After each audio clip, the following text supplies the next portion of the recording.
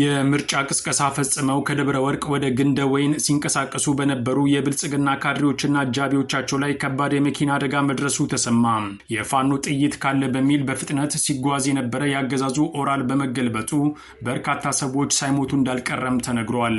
በባህር ዳር ስታዲየም የአብይ አህመድ ተላላኪ ተመስገን ጥሩነህ የዓለም እግር ኳስ ክለቦችን ካስተዋወቀ በኋላ እናረጋ ከበደ ወደ ወረ ኢሉ ለመጓዝ ቢሞክሩም ጥሩ አይደለም ተብለው ጉዞውን ትተው መመለሳቸው ታውቋል።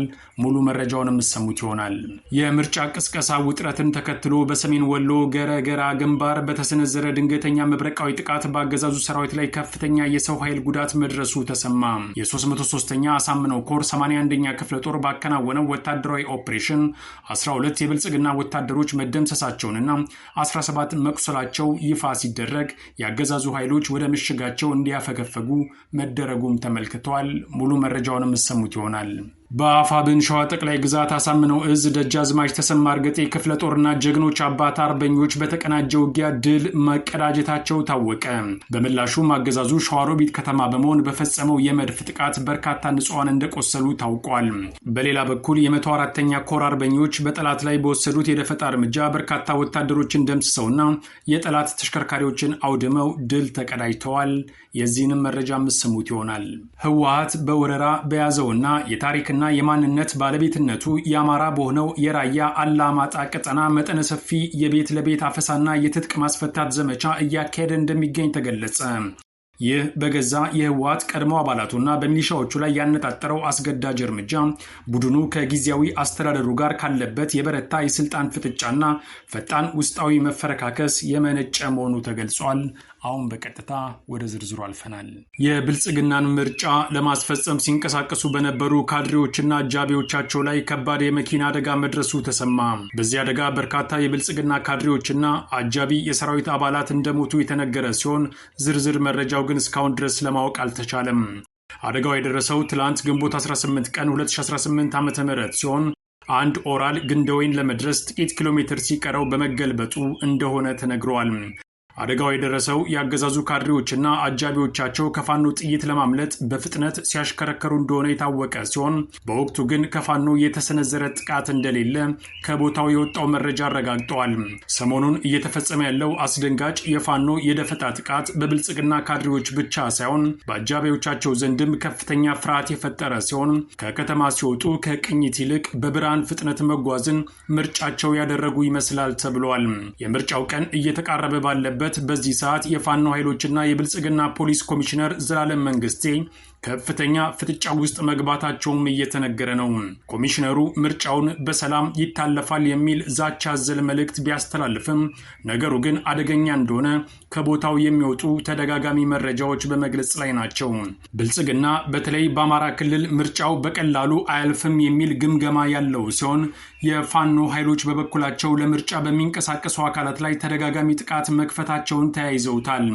ይህ ጥቃት ሰሞኑን ተጠናክሮ ይቀጥላል የሚሉት ምንጮች ይህንን ቀድሞ የተረዳው የብልጽግና ከፍተኛ የሰራዊትና የስለላ ስምሪት ላይ እንደሆነም አልሸሸጉም። ይህም ቢሆን ግን የአገሪቱን ሙሉ ሰራዊት ወደ አማራ ክልል ያስገባው አገዛዙ አሁንም መረጋጋት የተሳነው ይመስላል እየተባለ ነው።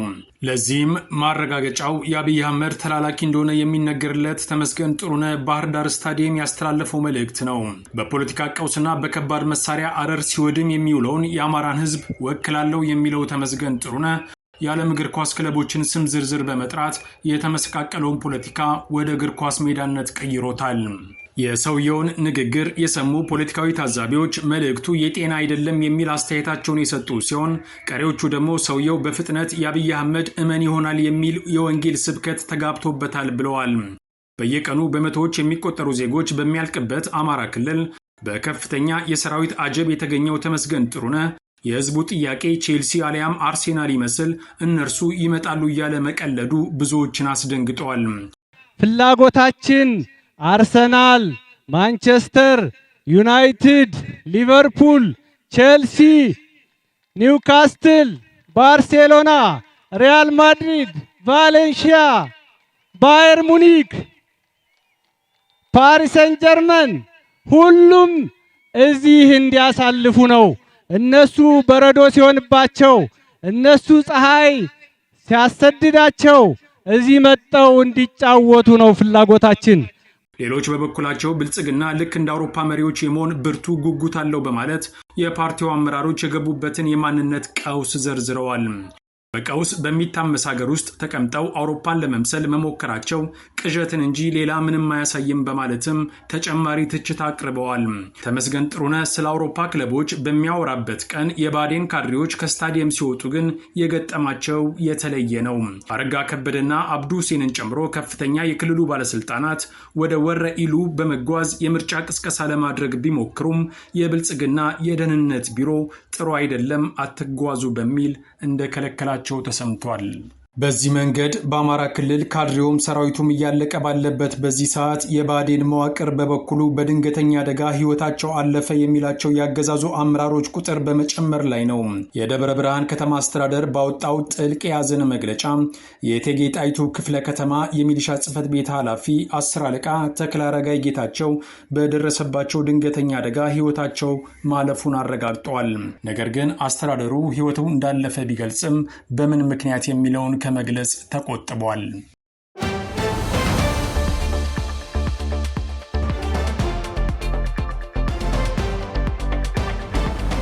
የምርጫ ቅስቀሳ ውጥረትን ተከትሎ በሰሜን ወሎ ገረገራ ግንባር በተሰነዘረ ድንገተኛ መብረቃዊ ጥቃት በአገዛዙ ሰራዊት ላይ ከፍተኛ የሰው ኃይል ጉዳት መድረሱ ተሰማ። የ303ኛ አሳምነው ኮር 81ኛ ክፍለ ጦር ባከናወነው ወታደራዊ ኦፕሬሽን 12 የብልጽግና ወታደሮች መደምሰሳቸውንና 17 መቁሰላቸው ይፋ ሲደረግ የአገዛዙ ኃይሎች ወደ ምሽጋቸው እንዲያፈገፈጉ መደረጉም ተመልክቷል። ተጨማሪው እንደሚከተለው ይቀርባል።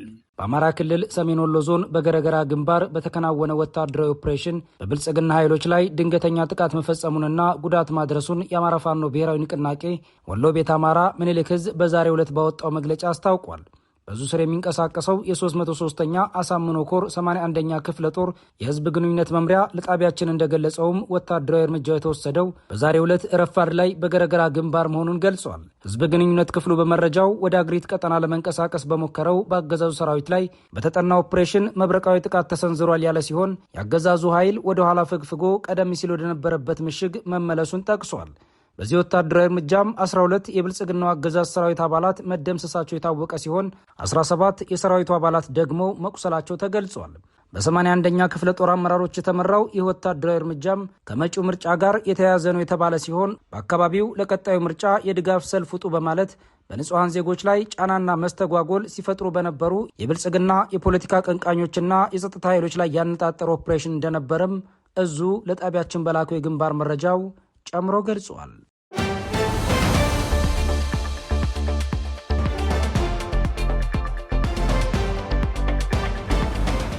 አፋብን ሸዋ ጠቅላይ ግዛት አሳምነው ዕዝ ደጃዝማች ተሰማ እርገጤ ክፍለ ጦርና ጀግኖቹ አባት አርበኞች በተቀናጀ ውጊያ ድል ተቀዳጅተዋል ተባለ።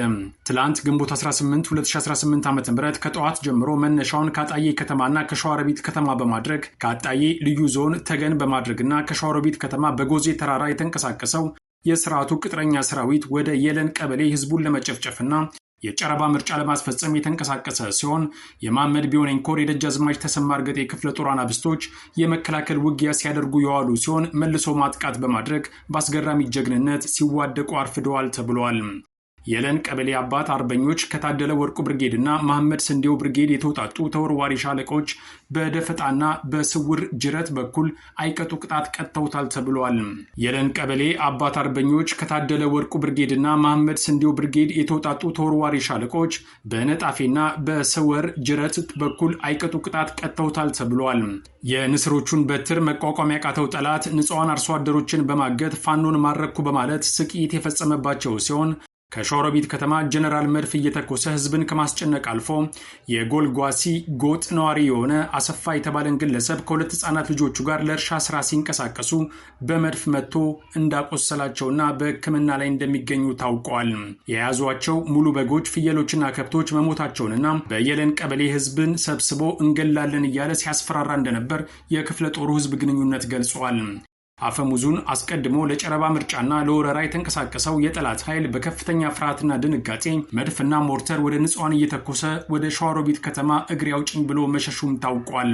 በሌላ አቅጣጫ ከአጣዬ ከተማ ወደ አላላ ቀበሌ እንዲሁም ወደ ብርቂቶና ሸረፋ የተንቀሳቀሰውን በአካባቢው የተውጣጡ አባት አርበኞች ሲከላከሉ ውለው ከሰዓት በመልሶ ማጥቃት ጠላትን ወደ መጣበት ቀበሮ ጉድጓድ አባረውታል ተብሏል። በተጨማሪም ከመንዝማማ ሞላሌ ወረዳ ለምርጫ ቅስቀሳ ሰልፍ አደርጋለሁ ብሎ ወደ መለያና ይገም የተንቀሳቀሰው ጠላት በአካባቢው አባት አርበኞች ቀድሞ ቦታ በመያዝ የስርዓቱን መንገድ መሪዎች ተቀንድሸውበት እቅዱን ሳያሳካ ተዋርዶ ወደ መጣበት መመለሱ ታውቋል። በሌላ በኩል የ104ኛ ኮር አርበኞች በጠላት ላይ በወሰዱት የደፈጣ እርምጃ በርካታ ወታደሮችን ደምስሰውና የጠላት ተሽከርካሪዎችን አውድመው ድል ተቀዳጅተዋል ተብሏል። በአፋብን ወሎ ቤተ አማራ ሚኒሊክ እዝ 104ኛ ኮር 24ኛ ክፍለ ጦር ስር ከሚገኘው ሬጅመንት ቃኞች የተውጣጡ የቃኝ አብሪ ቡድን አባላት በሃርቡ ወረዳ መሃል አምባ አካባቢ ላይ በቅንጅት በፈጸሙት የደፈጣ ጥቃት በርካታ ያገዛዙ ወታደሮች ከነተሽከርካሪያቸው ዶጋመድ በማድረግ አንጸባራቂ ድል አስመዝግበዋል። በፓትሮል በህዝብ ማመላለሻ ባስ በካሶኒና በሲኖ ተጭኖ ውርጌሳ ሲንቀሳቀስ በነበረው ያገዛዙ ሰራዊት ላይ በተወሰደም በዚህ የሽምቅ ጥቃት ነው የጠላት አከርካሪ የተሰበረው ተብሏል።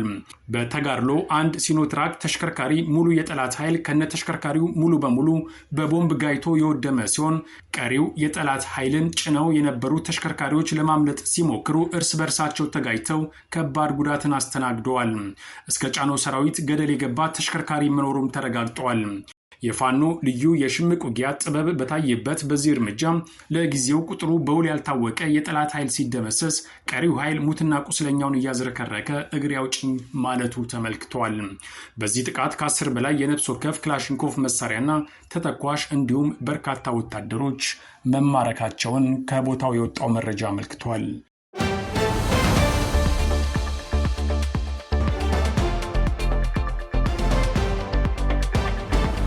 ህወሓት በወረራ በያዘውና የታሪክና የማንነት ባለቤትነቱ የአማራ በሆነው የራያ አላማጣ ቀጠና መጠነ ሰፊ የቤት ለቤት አፈሳና የትጥቅ ማስፈታት ዘመቻ እያካሄደ እንደሚገኝ ተገለጸ። ይህ በገዛ የህወሓት ቀድሞ አባላቱና በሚሊሻዎቹ ላይ ያነጣጠረው አስገዳጅ እርምጃ ቡድኑ ከጊዜያዊ አስተዳደሩ ጋር ካለበት የበረታ የስልጣን ፍጥጫና ፈጣን ውስጣዊ መፈረካከስ የመነጨ መሆኑ ተገልጿል። አሁን በቀጥታ ወደ ዝርዝሩ አልፈናል። ተጨማሪው እንደሚከተለው ይቀርባል። በራያ አላማጣ የተካሄደው የህወሓት ቤት ለቤት ትጥቅ ማስፈታትና ወታደራዊ ዝግጅት የቡድኑን ውስጣዊ መፈረካከስና ራያን በዘላቂነት የመውረር እቅድን አጋልጧል። በተፈጥሮና በታሪክ የማንነትና የመሬት ባለቤትነቱ የአማራ በሆነው የራያ አላማጣ ከተማና በዙሪያው ባሉ አካባቢዎችም የህወሓት ታጣቂዎች በሌሊት ጭምር የሚካሄድ መጠነ ሰፊ የቤት ለቤት አፈሳና ትጥቅ የማስፈታት ዘመቻ መጀመራቸውም ተሰምቷል። ይህ ድርጊትም በአካባቢው ነዋሪዎች ዘንድ ከፍተኛ የጦርነት ስጋትና ውጥረት እንዲነግስ አድርጓል። ከስፍራው የሚወጡ መረጃዎች እንደሚያመለክቱት የትጥቅ የማስፈታት እርምጃም በዋናነት የቀድሞ ሰራዊቱ አባላትን፣ ሚሊሻዎችንና በአካባቢው ተሰሚነት ያላቸው ታዋቂ ግለሰቦች ላይ ያነጣጠረ ነው ተብሏል። የጉዳዩ ተከታታዮች እንደሚሉት ከሆነም ህወሓት የራሱን ታጣቂዎችና የነበረውን መዋቅር ሳይቀር በጥርጣሬ ማየት መጀመሩም በድርጅቱ ውስጥ ያለውን ከፍተኛ ውስጣዊ መፈረካከስና የመበታተን አደጋም በግልጽ የሚያሳይ ነው ሲሉ ገልጸውታል። በተለይም ቡድኑ ከቅርብ ጊዜ ወዲህ ከትግራይ ክልል ጊዜያዊ አስተዳደር ጋር እየተካሄደ ባለው የደርሶ መልስ የስልጣን ፍጥጫና የቁልቁለት ጉዞ ምክንያት የውስጥ አንድነቱን ማቆየት አቅቶታል ያሉት ተንታኙ ይህንን ተከትሎ የመጣውን የህልውና ስጋት ለመሸፈንና የኃይል ሚዛኑን ጠብቆ ለመቆየት የቀድሞ አባላቱን ጭምር የሚያምንበት የስጋት ደረጃ ላይ መድረሱን የቤት ለቤት አፈሳው ድርጊት አመላካች ነው ተብሏል። ከዚሁ ጋር ተያይዞም በአላማጣ ከተማ ዙሪያ ባሉ ስልታዊ ቦታዎች ላይ የህወሓት ወታደሮች መጠነ ሰፊ ወታደራዊ ስልጠና እያካሄዱ መሆናቸው ታውቋል። የወታደራዊ ዝግጅትም ቡድኑ የመሬት ባለቤትነቱ ሙሉ በሙሉ የአማራ የሆነው የራያ መሬትን በዘላቂነት ለመውረርና በኃይል ይዞ ለማቆየት የሚያደርገው ስትራቴጂካዊ ሴራ አካል መሆኑም ተመላክቷል። የአካባቢው ነዋሪዎችም ለጣቢያችን እንደገለጹት ህወሓት የታሪክና የማንነት ጥያቄን በኃይል ለማድቀቅና የአማራ መሬት የሆነውን ራያን በቋሚነት በወረራ ስር ለማቆየት የአካባቢውን አማራዎች ትጥቅ የማስፈታትና የማዳከም ስራ እየሰራ እንደሚገኝም ገልጸዋል። በአሁኑ ሰዓትም በአላማጣ ከተማና አዋሳኝ ቀበሌዎች ላይ በህወሓት ታጣቂዎች በሚፈጸመው የሌሊት ወረራና አፈሳ ምክንያት ህዝቡ ከፍተኛ ስጋት ላይ ይገኛል ተብሏል። ከተማዋ ሙሉ በሙሉ በጦርነት ድባብ ውስጥ መሆኗንም ከስፍራው ለአስራት የደረሱት መረጃዎች ያመላክታሉ።